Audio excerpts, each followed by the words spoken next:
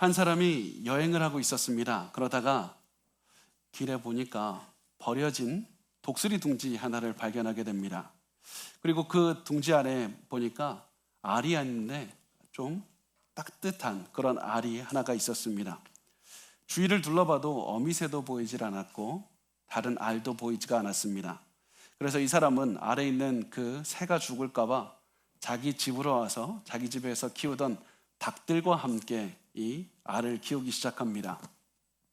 한 2주 정도가 지나니까 알 안에 있던 독수리가 태어났고 그 닭들은 독수리를 닭처럼 키우기 시작을 합니다. 독수리는 닭들과 함께 자라나면서 농장에서 모이를 쪼아 먹었고 비가 오면 다른 닭들과 함께 닭장으로 열심히 달려갔습니다. 독수리는 평생 닭들처럼 똑같이 행동했습니다. 다른 닭들이 평생 하늘을 바라보질 않았기 때문에 독수리도 닭장 속에 살면서 하늘을 바라보지를 않았습니다. 어느 날 독수리가 평생 닭장 속에 살다가 이제 나이가 들었을 때 우연히 고개를 들어서 하늘을 보게 되었습니다. 그런데 놀라운 광경이 펼쳐졌습니다. 어떤 독수리가 하늘로 솟아오르는 그런 장면을 보게 된 겁니다. 그리고 닭들과 함께 있던 독수리는 그 광경을 보고서는 한숨을 쉬면서 이렇게 말을 했습니다. 나도 독수리로 태어났으면 저렇게 높이 날 수 있었을 텐데, 나도 독수리로 태어났기만 했다면 나도 저렇게 창공을 나를 텐데. 여러분, 우리 삶을 한번 보셨으면 좋겠습니다. 여러분 지금 어떠한 삶을 살고 있습니까? 많은 분들이 이렇게 얘기를 합니다. 나도 내 인생 나 이렇게 살고 싶지 않습니다. 나도 이렇게 초라한 인생 살고 싶지 않았습니다. 나도 성경에 나오는 인물들처럼 그렇게 살고 싶었습니다. 엄청난 고난 앞에서도 두려워하지 않고 기뻐하며 찬송했던 나 바울처럼 살고 싶었습니다. 여러분, 그런 생각을 가지고 있었다면 여러분 반드시 이 사실을 알아야만 됩니다. 무엇을 알아야 되냐면 여러분은 닭이 아니라 독수리라는 사실입니다. 세상 사람들은 여러분을 세상과 똑같은 사람들로 만들려고 할 겁니다. 그렇지만 여러분은 세상을 뛰어넘은 독수리 같은 사람입니다. 여러분은 이런 바울을 부러워하기만 하는 그런 사람이 아니라 바울처럼 두려움 앞에서 용기를 가지고 기뻐하며 살 수 있는 그런 인생을 살 수 있는 그런 사람들입니다. 왜냐하면 바울에게 용기를 주고 담대하게 하고 기뻐하게 했던 그 예수 그리스도를 우리도 믿고 있기 때문입니다. 예수님께서 우리가 원하는 인생을 살 수 있는 그런 능력을 주신다는 사실입니다. 그런데 우리가 이런 삶을 살기를 원하는 우리가 반드시 기억해야 되는 사실이 있습니다. 우리가 바울과 같이 용감하고 기뻐하며 살아가기 위해서는 공짜가 아니라 반드시 그 값을 치러야 된다는 겁니다.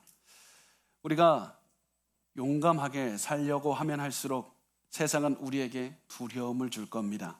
세상 사람들은 여러분에게 박수를 보내는 대신 여러분이 예수를 믿고 더욱더 용기 있게 살려고 하면 할수록 여러분을 더욱더 비웃고 조롱할 겁니다. 여러분이 예수를 잘 믿으면 믿을수록 세상 사람들은 여러분에게 이렇게 말할 겁니다. 왜 꼭 그렇게까지 해야 되는 거냐고, 왜 그것만이 옳은 길이냐고, 그렇게까지 하면 그거 정말 미친 짓이라고 얘기를 할 겁니다. 사람들이 우리에게 미쳤다고 말을 하면 내가 정말 잘못 살고 있나? 그러면서 삶을 돌아보게 될 겁니다. 그렇지만 여러분 반드시 기억하시기 바랍니다. 오히려 그 반대로 생각해야 된다는 겁니다. 세상 사람들이 우리가 예수 때문에 미쳤다고 생각하면 할수록 우리는 올바른 삶을 걸어가고 있습니다. 세상 사람들은 예수님도 미쳤다고 말했고 바울도 미쳤다고 말을 했습니다. 그래서 여러분이 세상 사람들에게 미쳤다는 인정을 받지 못하면 나는 오히려 제대로 살고 있지 못하다, 그렇게 생각해야 됩니다. 예수님에 미쳐서 살면 나는 하나님께서 보시기에 정상인 것이고 사람들이 보기에 정상이면 나는 하나님께서 보시기에 잘못 살고 있는 겁니다. 지금 여러분의 삶을 한번 보셨으면 좋겠습니다. 여러분은 잘 살고 있습니까? 못 살고 있습니까? 여러분은 누구의 눈에 잘 살고 있습니까? 하나님께서 보시기에 바울은 정말 잘 살고 정상적으로 살고 있었습니다. 그래서 세상 사람들은 바울을 미쳤다고 생각을 했습니다. 바울은 그런 미쳤다는 말을 듣고도 물러서질 않았습니다. 두려워하지 않았습니다. 그랬기 때문에 그 모든 사람이 부러워하는 강력한 인생을 살 수가 있었습니다. 바울은 계속해서 예수에 미쳐서 살았기 때문에 가는 곳마다 사람들을 바꾸는 기적이 일어났을 뿐만 아니라 오늘날 우리도 바꾸는 그런 기적이 있는, 능력 있는 삶을 살게 되었던 겁니다. 지금 여러분의 삶에 필요한 것은 새로운 능력이나 기적이 아닙니다. 환경의 변화가 아닙니다. 지금 여러분에게 필요한 것은 바울처럼 예수에 미치는 그런 정신이 필요한 겁니다. 우리에게 필요한 것은 우리를 사랑하시는 예수 그리스도의 미친 듯이 사랑하는 그런 정신이 필요한 겁니다. 그렇다면 바울은 어떻게 해서 예수에 미쳐서 살아갈 수가 있었는가? 어떻게 하면 바울은 예수만 바라보면서 살 수 있었는가? 바울은 그 질문에 이렇게 대답을 합니다. 고린도후서 5장 11절 말씀입니다. 우리 같이 읽겠습니다. 시작. 우리는 주의 두려우심을 알므로 사람들을 권면하거니와 우리가 하나님 앞에 알리어졌으니 또 너희의 양심에도 알리어지기를 바라노라. 자, 바울이 내가 예수에 미쳐서 살아갈 수 있었던 이유는 바로 두려움 때문이라고 말을 합니다. 바울이 가졌던 두려움은 언젠가 예수께서 재림하실 텐데 나는 그 재림하신 예수 앞에 서야 된다는 두려움이었습니다. 재림하신 예수님 앞에 섰을 때 예수님께서는 바울에게 이렇게 물어보실 겁니다. 내가 너에게 맡겨준 사도의 직분 너는 잘 감당했는가? 너는 내가 너에게 맡겨준 직분을 잘 감당했는가?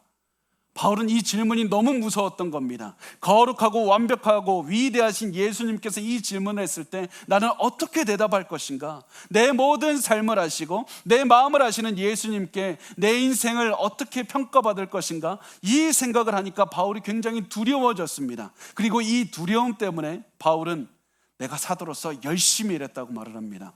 바울이 이 두려움 때문에 그냥 두려움 가운데서 살았던 것이 아니라 내가 더 열심히 사역했다. 그래서 사람들을 더욱 권면했다고 말을 합니다. 권면했다는 말은 복음을 믿으라고 설득했다라는 뜻입니다. 예수를 믿지 않는 사람들을 찾아가서 예수를 믿으라고, 구원을 얻는 길이라고 이 사실을 전파했을 뿐만 아니라 예수를 믿긴 믿어도 믿음이 약해서 흔들리는 사람들을 찾아가서 예수를 더욱더 믿고 그 믿음에서 흔들리지 말라고 권면하며 설득했다는 말입니다. 이 모든 것이 다 그리스도 앞에 서게 된다는 그 두려움 때문이었습니다. 그리고 오늘 여러분이 필요한 것도 바로 이 두려움입니다.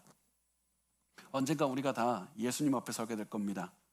그리고 우리가 마주하게 될 예수님은 우리가 지금 생각하는 좋은 친구, 자상한 친구의 모습이 절대 아닐 겁니다. 우리가 재림하신 예수님을 만나면 온 세상을 압도하고도 남을 위대한 거룩한 왕의 모습으로 만날 겁니다. 여러분은 그래서 예수님을 보자마자 두려움에 가득 차서 무릎을 꿇고 경배하게 될 겁니다. 왕이신 예수님께서는 내 인생을 어떻게 평가할 것인가? 여러분, 그 예수님의 두려움을 가지고 오늘 사셔야만 됩니다. 왜냐하면 우리가 예수님을 두려워하는 그런 마음을 갖게 되면 내 삶에 가장 중심이 생기기 때문입니다. 내가 살면서 가장 두려워해야 될 대상이 누구인지 비로소 깨닫게 되기 때문입니다. 내가 두려워해야 되는 대상은 눈앞에 골리앗처럼 있는 그런 사람이나 환경이 아니라 심판주이신 예수 그리스도다. 그 사실을 깨닫게 되기 때문입니다. 예수님을 두려워하면 세상을 두려워하지 않게 됩니다. 세상이 우리를 이해하지 못하고 욕하고 조롱해도 우리는 당당하고 기뻐하며 살아갈 수가 있는 겁니다. 바울은 예수님을 두려워했기 때문에 세상을 두려워하지 않았습니다. 그래서 바울은 세상 사람들처럼 인생을 살지 않았습니다. 세상 사람들은 자신이 고난당하는 것을 숨기려고 했습니다. 그게 상식이라고 생각했습니다. 성공하는 모습을 보여주는 게 당연하다고 생각했습니다. 그런데 바울은 세상처럼 살지 않고 고난을 자랑했습니다. 오히려 자신의 고난을 통해서 복음의 위대함을 보여주었습니다. 보라고, 내가 이렇게 큰 고난을 당하지만 나 절대로 무너지지 않는다. 나 이 상황에서도 기쁘게 살아간다. 왜 그러는가? 예수 그리스도께서 위대하시기 때문이다. 내 안에 품고 있는 그리스도의 복음이 놀라운 능력이 있기 때문이다. 그러면서 복음의 능력을 자랑했고, 그리고 고난 속에서 오히려 더 많은 믿음의 결실을 이루어냈습니다. 사람들은 바울의 이런 모습을 이해할 수가 없었습니다. 왜 바울은 우리처럼 살지 않는가? 왜 바울은 세상 사람들의 인정을 받으려고 하지 않는가? 왜 바울은 세상의 기준에서 실패를 뜻하는 고난을 자랑하면서 살아가는가? 이런 질문을 했을 때 바울은 이렇게 대답을 합니다. 우리 12절 말씀 우리 같이 읽어보겠습니다. 시작. 우리가 다시 너에게 자천하는 것이 아니요 오직 우리로 말미암아 자랑할 기회를 너에게 주어 마음으로 하지 않고 외모로 자랑하는 자들에게 대답하게 하려는 것이라. 바울은 이렇게 대답합니다. 너희가 지금 잘못된 것을 보고 있는 것이다. 너희는 지금 눈으로 드러난 세상의 기준으로 나를 판단하고 있는 것이다. 지금 그 눈으로 보니까 지금 너희는 겉으로 드러나는 것들, 자랑하는 사람들, 세상의 기준으로 자랑하는 사람들을 따라가고 있지 않는가? 너희가 따라가는 자들은 겉으로 드러나는 모습을 자랑하는 사람이고, 세상 철학을 자랑하는 사람이고, 웅변하는 기술, 말주변이 좋은 사람들이고, 유명한 사람들의 추천장을 가득 받은 그런 사람들을 따라가고 있지 않는가? 너희는 이 세상의 관점에서 봤을 때 성공하는 사람들을 부러워하고 따라가고 있다. 그러나 그것들은 정말 중요하지 않은 것이다. 중요한 것은 겉으로 드러나는 것이 아니라 마음이라는 겁니다. 세상의 기준에서 성공하는 것이 중요한 것이 아니라 사람들의 눈에 드러나지 않는 그 마음이 훨씬 중요한 것이라는 겁니다. 눈에 보이는 게 아니라 마음을 바로 보이지 않는 그 마음을 바라보는 것이 훨씬 중요하다는 겁니다. 그런데 이런 말을 듣는 고린도 성도들은 그럼에도 불구하고 겉으로 드러나는 모습만을 판단하고 겉으로 드러나는 모습만을 따라가고 있었습니다. 고린도 성도들은 세상의 기준에서 성공하는 사람들을 따라가고 싶었고, 바울은 그런 기준에 보면 훨씬 미치지 못하는 실패한 사람이었습니다. 바울은 저렇게 세상의 기준에서 보면 실패했는데도 즐거워하는 것을 보니까 고린도 성도들이 이렇게 생각합니다. 저 사람 미친 사람이다. 저 사람 미친 사람이다. 그리고 이 말이 너무 가슴에 사무쳤던 것은 바울은 정말로 고린도 성도들을 사랑했습니다. 그런데 이런 사랑하는 사람들이 바울 미친 사람이라고 했을 때 바울의 가슴을 찢어놨습니다. 그러나 바울은 이런 사람들의 말을 듣고 이렇게 대답을 했습니다. 우리 13절 말씀 한 목소리로 같이 읽겠습니다. 시작. 우리가 만일 미쳤어도 하나님을 위한 것이요 정신이 온전하여도 너희를 위한 것이니. 이렇게 말합니다. 만일 나를 미친 사람으로 보았다면 잘 본 거다.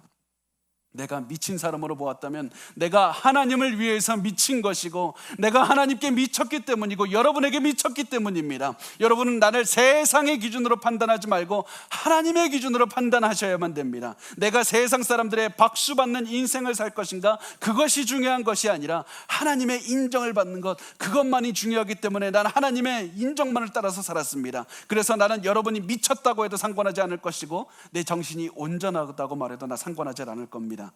왜냐하면 나에게 있어서 가장 중요한 것은 내가 하나님께 미쳐서 산다는 것, 그 사실만이 중요하기 때문이고, 하나님께서 나에게 맡겨주신 여러분에게 내가 미쳐서 산다는 그 사실만이 중요하기 때문입니다. 바울은 나는 복음을 전파하기 위해서라면 나는 무슨 말이라도 들을 것이고 무엇이라도 할 준비가 되어 있다고 이렇게 말을 했습니다. 여러분, 이 말을 들을 때 가슴이 뛰진 않습니까? 가슴이 뛰질 않습니까? 우리가 만일 미쳤어도 하나님을 위한 것이고 정신이 온전하여도 너희를 위한 것이니. 여러분, 이렇게 무엇인가에 미쳐서 산 적이 있습니까? 그것도 다른 누구도 아닌 예수에 미쳐서 살아본 적이 있습니까? 예수에 미쳐서 살아보면 내 인생이 변하는 것을 체험하게 됩니다. 예수에 미쳐서 살면 내 인생은 처음과 끝이 너무나도 다르게 됩니다. 바울도 말합니다. 예수를 위해 살다가 아무리 많은 욕을 먹어도 두려워하지 않는 이유는 내가 예수에 미쳐 살기 때문이다. 여러분이 이 세상을 두려워하는 이유는 예수에 미치지 않기 때문입니다. 여러분이 자꾸 고난 가운데에서 하나님을 바라보지 못한 이유는 예수를 바라보고 예수에 미쳐서 살지 않기 때문입니다.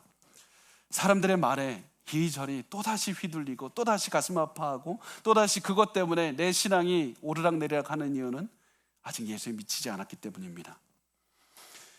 여러분이 여러분의 인생을 바꾸고 싶고 가족을 바꾸고 싶고 세상을 바꾸고 싶다면 지금 해야 될 것은 예수에 미쳐서 사는 겁니다. 지금 우리가 회복해야 될 것은 다른 것이 아니라 예수에 대한 미친 마음으로 살아내는 겁니다. 우리가 만일 미쳤어도 하나님을 위한 것이고 정신이 온전하여도 너희를 위한 것이니. 사실 저는 이 말씀을 굉장히 좋아하는 말씀이고 자주 생각을 하는 말씀인데, 제가 스스로 생각을 하기보다는 갑자기 떠오르는 말씀입니다. 제가 문득문득 살아가다가 저에게 바울이 저에게 이 질문을 하는 것만 같습니다.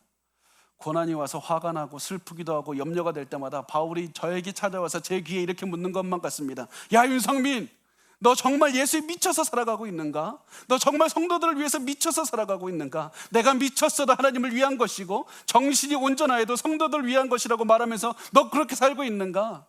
너 그렇게 복음에만 몰두해서 살아가고 있는가? 그러면 이 생각이 들 때마다 굉장히 작아집니다. 왜냐하면 저 솔직히 그렇게 살지 못하기 때문입니다.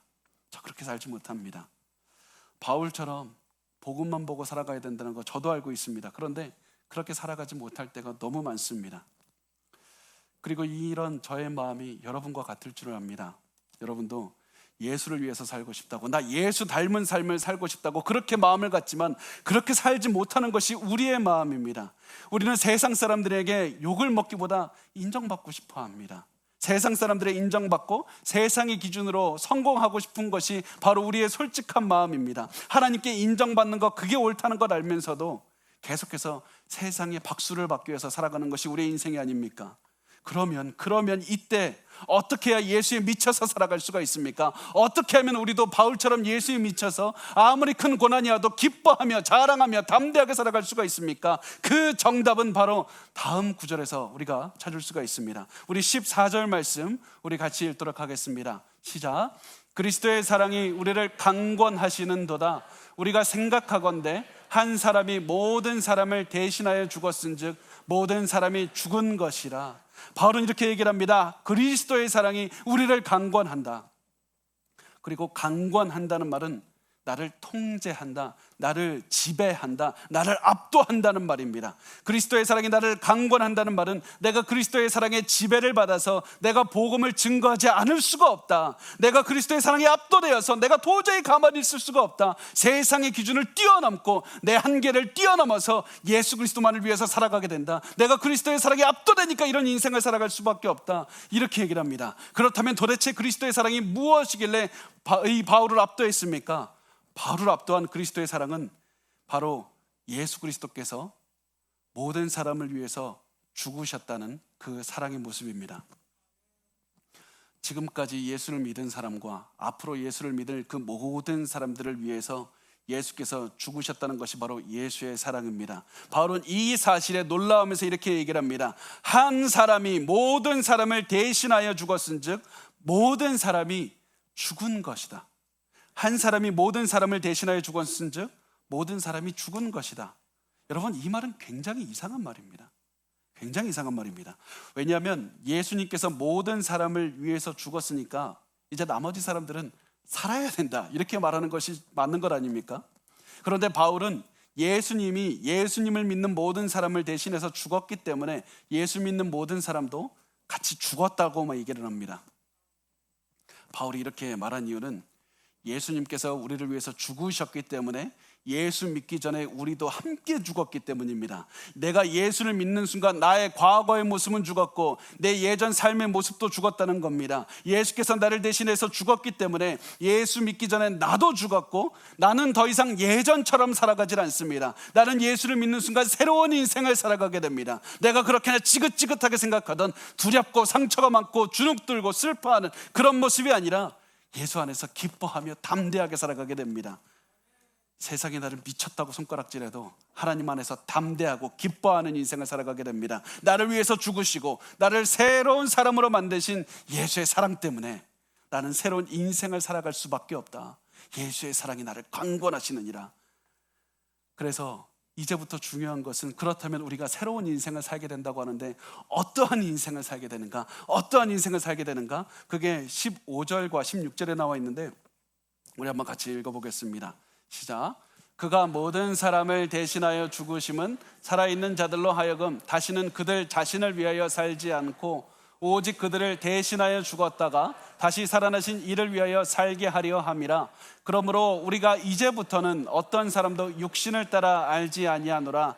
비록 우리가 그리스도도 육신을 따라 알았으나 이제부터는 그같이 알지 아니하노라. 예수님의 사랑에 압도되면 다시는 자기 자신을 위해서 살지 않고 예수 그리스도를 위해서 살게 된다는 겁니다. 예수 그리스도의 사랑에 압도되면 예수 그리스도를 주인으로 섬기고 예수를 위해서 살게 됩니다. 예수님을 내 인생의 주인으로 섬기고 살아가게 됩니다. 그리고 예수님이 내 인생의 주인이 되면 가장 먼저 바뀌는 것이 세상을 보는 관점이 바뀌게 됩니다. 세상을 보는 눈이 바뀌어서 다시는 사람들을 세상의 기준으로 바라보지 않게 됩니다. 세상의 기준이 아니라 그의 마음에 예수가 있는가 없는가, 그 마음을 바라보고 마음을 중심으로 사람을 바라보게 됩니다. 그리고 이것이 바로 바울에게 일어났던 변화였습니다. 바울은 예수를 믿기 전에는 세상의 기준으로 겉모습으로 사람을 판단했고 그 눈으로 예수 그리스도를 바라봤습니다. 세상의 기준으로 예수를 봤더니 예수는 도대체 구원자가 될 수가 없었습니다.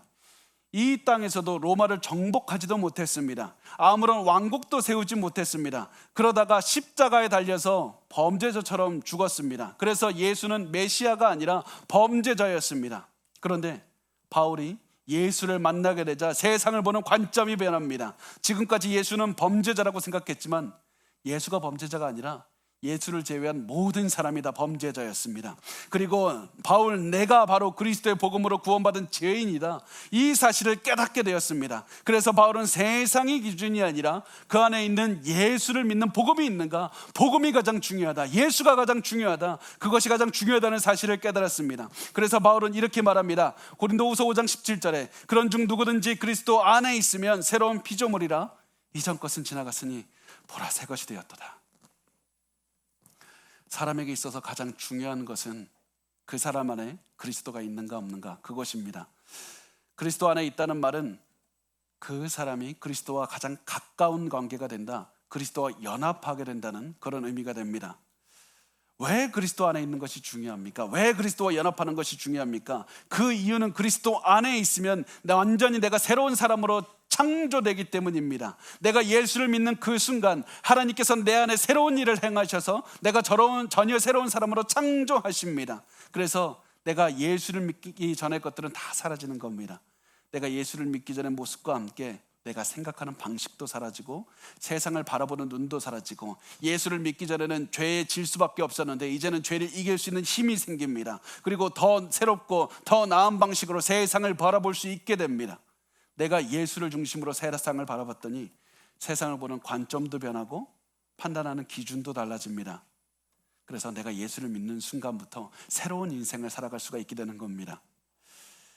예수를 믿기 전에 나를 지배했던 것들은 더 이상 나를 짓누르지 못하고 나를 통제하지 못합니다. 이 모든 사실을 알고 있던 바울은 감탄하면서 이렇게 말했던 겁니다. 이전 것은 지나갔으니 보라 새 것이 되었도다. 이전 것은 지나갔으니 보라 새 것이 되었도다. 바울은 감탄했습니다. 왜 감탄했냐면 내가 새로운 피조물이 되는 것은 나의 노력으로 되는 것이 아니라 하나님만이 해줄 수 있는 것이기 때문입니다.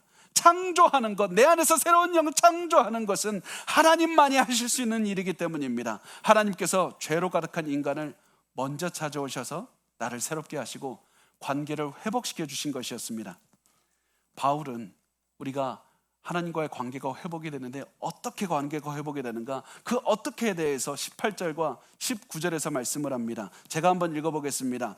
모든 것이 하나님께로서 났으며 그가 그리스도로 말미암아 우리를 자기와 화목하게 하시고 또 우리에게 화목하게 하는 직분을 주셨으니 곧 하나님께서 그리스도 안에 계시사 세상을 자기와 화목하게 하시며 그들의 죄를 그들에게 돌리지 아니하시고 화목하게 하는 말씀을 우리에게 부탁하셨느니라. 하나님께서 우리를 위해서 그리스도를 보내셨고 그리스도께서 우리를 위해서 죽으셨다는 겁니다. 이렇게 그리스도 때문에 우리가 지은 죄 때문에 처벌받지 않게 됐다. 우리가 아무리 큰 죄를 저질러도 하나님께서는 그 죄를 용서하시고 우리와 화목한 관계를 맺어주셨다는 겁니다. 이것이 바로 기적이고 이것이 바로 은혜입니다. 더 놀라운 게 뭐냐면 하나님께서는 우리와 화목하게 해주셨을 뿐 아니라 우리를 화목하게 하는 직분을 주셨다는 사실입니다. 하나님께서는 우리를 하나님의 대리자로 삼아서 세상에 하나님과 화목하게 하는 그 복음의 메시지를 전파하게 하셨습니다. 이 직분을 받은 바울은 우리에게 이렇게 말을 합니다. 우리 고린도후서 5장 20절 말씀 우리 같이 읽겠습니다. 시작. 그러므로 우리가 그리스도를 대신하여 사신이 되어 하나님이 우리를 통하여 너희를 권면하시는 것 같이 그리스도를 대신하여 간청하노니 너희는 하나님과 화목하라. 바울은 자기 자신을 포함한 모든 그리스도인이 하나님의 메시지를 받은 사신이라고 말을 합니다. 사신은 왕을 대리해서 왕이 한 말을 대신 전하기 위해서 다른 나라로 가서 왕을 대신해서 사는 사람을 말합니다. 바울은 우리가 그리스도의 사신이다 이렇게 말을 합니다. 그래서 우리가 복음의 메시지를 전파할 때 우리를 통해서 예수님이 말씀하시는 겁니다. 얼마나 놀라운 일입니까? 우리가 입을 벌릴 때 우리의 입을 통해서 예수께서 말씀을 하십니다. 그리고 이렇게 예수 그리스도의 목소리를 전달하던 바울은 이렇게 말합니다. 그리스도를 대신하여 간청하노니 너희는 하나님과 화목하라. 바울은 그리스도를 대신하여 간청한다고 말을 합니다. 간청한다는 말은 구걸한다는 말입니다. 탄원한다는 말입니다. 그래서 바울은 사람들에게 이렇게 말을 하고 있는 겁니다. 제발 여러분께 부탁합니다. 제발 여러분께 내가 구걸합니다. 여러분은 반드시 하나님과 화목해야만 됩니다. 하나님의 그 하게 하신 그 예수 그리스도를 받아들여야만 됩니다. 이렇게 해서 바울은 자신의 간절한 마음으로 사람들에게 부탁하고 있었습니다. 제발 여러분 내 말을 듣고 하나님께 돌아오셔야 됩니다. 제발 내 말을 듣고 하나님께 돌아오셔야 됩니다. 그리고 이 간절한 말이 사랑에 압도된 여러분을 통해서도 나와야 됩니다. 예수 그리스도의 사랑에 압도돼서 예수에 미쳐서 살아가는 사람들은 주변 사람들에게 간절하게 복음을 전달해야 됩니다. 제발 당신은 하나님과 화목해야 됩니다. 제발 하나님께 돌아오라고 이렇게 말을 해야 됩니다. 여러분 말주변이 없어도 상관없습니다. 괜찮습니다. 왜냐하면 여러분의 말에 힘이 있는 것이 아니라 여러분의 입을 통해서 전달되는 예수님의 말씀의 능력이 있기 때문입니다. 말주변이 없는 여러분을 사신으로 쓰신 예수님을 믿고 예수님의 말씀을 믿고 그대로 말씀을 전파하셨으면 좋겠습니다. 그러면 예수님의 말씀의 능력이 행하실 것입니다. 그래서 우리가 오늘도 예수 그리스도의 사신으로 살아가고 예수 그리스도의 화목의 메시지를 전파하는 사람으로 살아가고 있다는 사실을 반드시 기억하셨으면 좋겠습니다. 자, 그러면 우리가 전파해야 되는 화목의 메시지가 도대체 무엇인가? 우리가 전파해야 되는 화목의 메시지, 그 메시지가 21절에 나오는데요. 여러분 21절은 오늘 말씀 중에 본문 중에 가장 중요한 말씀이고 여러분이 외우시고 묵상하시고 읽고 또 읽었으면 좋겠습니다. 우리 같이 21절 같이 읽도록 하겠습니다. 시작. 하나님이 죄를 알지도 못하신 이를 우리를 대신하여 죄로 삼으신 것은 우리로 하여금 그 안에서 하나님의 의가 되게 하려 하심이라. 자, 이 말씀의 의미가 무엇입니까? 이 말씀의 의미는 하나님께서 예수님을 우리처럼 대하시고 우리를 예수님처럼 대했다는 겁니다. 예수님을 우리처럼 대하시고 우리를 예수님처럼 대하셨다. 그게 도대체 무슨 말씀입니까?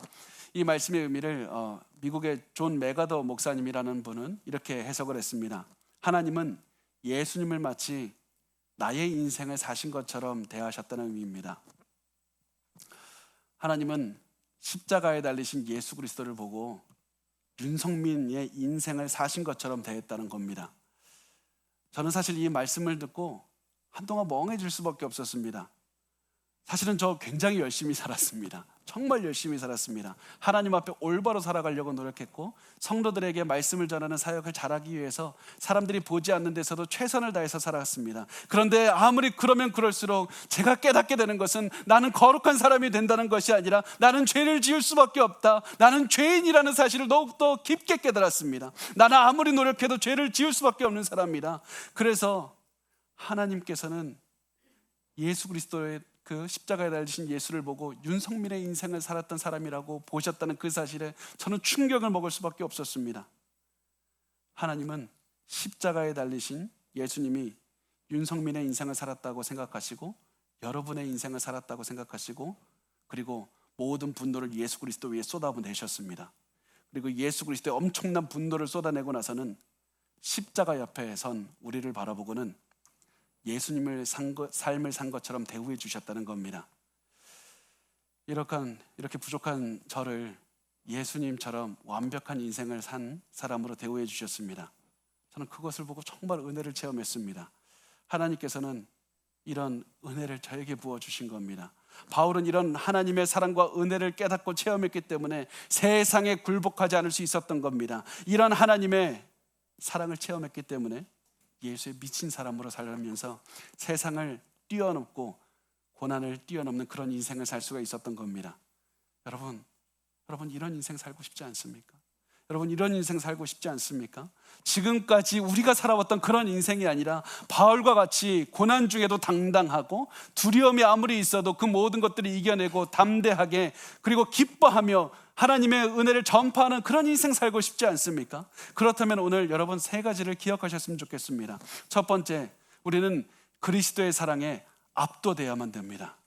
여러분, 지금 다른 것이 필요한 것이 아니라 우리가 그리스도의 사랑에 압도되는 것이 필요합니다. 이 세상은 절대 우리의 능력으로 이겨낼 수 없고 우리의 결단으로 절대로 넘어설 수 없습니다. 우리가 이 세상을 이겨낼 수 있는 유일한 힘은 그리스도의 사랑에 압도되는 것밖에 없습니다. 예수의 사랑에 미친 사람으로 살아가야 됩니다. 그래서 나를 압도하고 통제하고 지배하시는 그리스도의 사랑을 체험하면서 매일 그리스도의 사랑이 나를 강권하시느니라. 그리스도의 사랑 때문에 내가 다른 선택의 여지가 없었습니다. 나 담대하게 살아갈 수밖에 없었습니다. 사랑하며 살아갈 수밖에 없었습니다. 이렇게 그리스도의 사랑에 압도되는 인생을 사셔야 됩니다.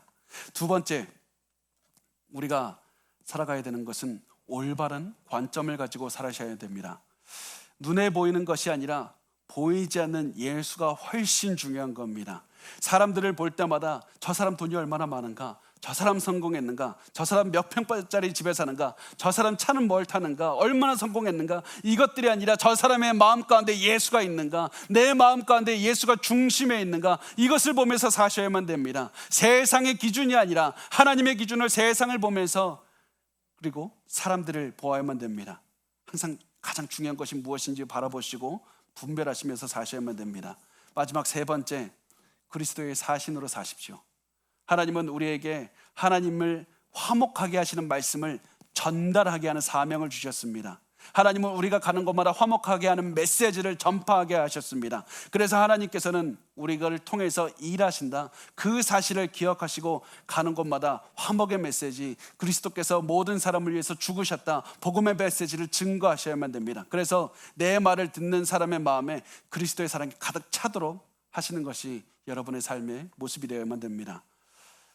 그리고 이 세 가지는 우리가 이번 추석에 가족들을 만날 때도 굉장히 중요합니다. 이번 추석 때는 어떤 분들에게는 굉장히 기다리는 그런 때가 되지만 어떤 분들에게는 굉장히 마음에 어둡게 되고 우울하게 되는 때가 되기도 합니다. 다투는 날이 되기도 하고 불편하게 되기도 합니다. 추석 때 여러분을 힘들게 하는 가족들을 만날 때마다 이 세 가지를 기억하셨으면 좋겠습니다. 우리는 다른 것이 아니라 저들을 내 힘으로 눌러주고 내 말주변으로 눌러주고 내가 성공하는 모습을 보여줘야 되겠다, 이것이 아니라 우리는 첫 번째 그리스도의 사랑에 압도돼야 되고 올바른 관점을 가지고 세상을 바라봐야만 되고, 세 번째 그리스도의 사신으로 살아야 된다. 이것이 바로 우리가 살아가야 되는 모습이 되고 우리가 가족을 만나는 이유가 됩니다. 하나님께서 가족들에게 보내신 이유가 됩니다. 그렇게 가족들을 만나다가 여러분의 가족이 이렇게 말할 수도 있습니다. 꼭 그렇게까지 해야 되냐고, 예수 때문에 당신 제정신 아니냐고, 우리처럼 왜 살지 못하고 왜 그렇게 다르게 살아야 되냐고 그렇게 말할 수도 있습니다. 그때 여러분 화내지 마십시오. 이때 우리에게 중요한 것은 이 세 가지입니다. 그리스도의 사랑에 압도되고 올바른 관점을 가지고 사람을 보고 그리스도의 사신으로 사는 겁니다. 이 세 가지만 기억하면 이번 추석도 기쁨 가운데 살아갈 수 있을 뿐만이 아니라 여러분의 삶에서도 기쁨과 만족과 담대함이 넘쳐나는 새로운 인생을 살 수 있을 겁니다. 우리 이 세 가지를 기억하시고 사셨으면 좋겠습니다.